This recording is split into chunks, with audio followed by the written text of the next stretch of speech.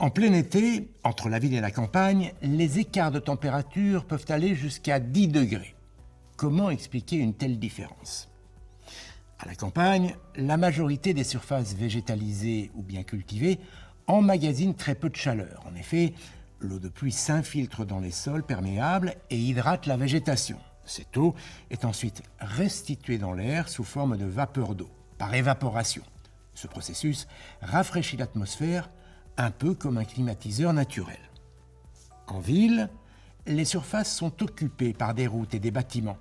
Tous ces revêtements empêchent l'eau de pénétrer dans les sols. Mais ce n'est pas tout. Les matériaux emmagasinent également la chaleur du soleil. Ajouté à l'activité humaine, l'ensemble de ces phénomènes forment des îlots de chaleur urbains. Résultat, nos villes sont en surchauffe et nous nous étouffons.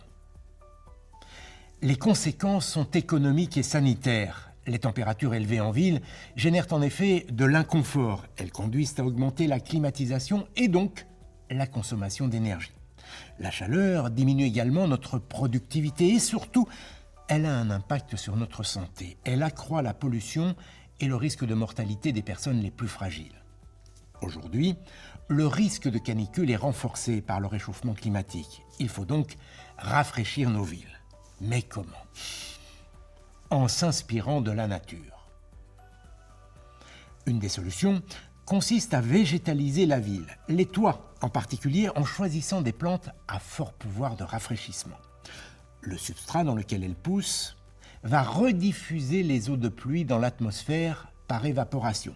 Les plantes restituent elles aussi l'eau qu'elles contiennent grâce au phénomène d'évapotranspiration.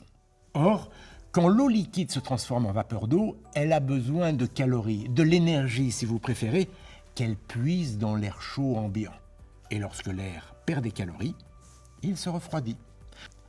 Conclusion, en transpirant, les plantes rafraîchissent l'air ambiant. Lors d'une journée de canicule, les nouvelles toitures végétalisées Sopranature fraîche permettent une importante évaporation de l'eau, jusqu'à 1000 litres pour une surface de 100 mètres carrés, contre seulement 500 litres d'eau pour une surface identique occupée par un simple gazon, même en pleine terre.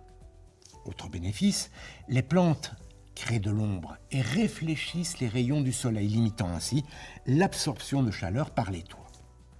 La combinaison de tous ces mécanismes permet de réduire la température de l'air extérieur de 4 degrés au-dessus de la végétation.